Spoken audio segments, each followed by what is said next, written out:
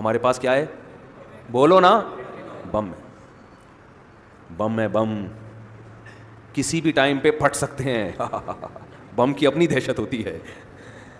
आप कहेंगे बम होने से क्या होता है, ये आपको नहीं पता, लेकिन जो मुल्क दुश्मन क़ुव्वतें हैं वो कहती हैं मुआशी लिहाज से मजबूत हो जाओ, बम हमें दे दो।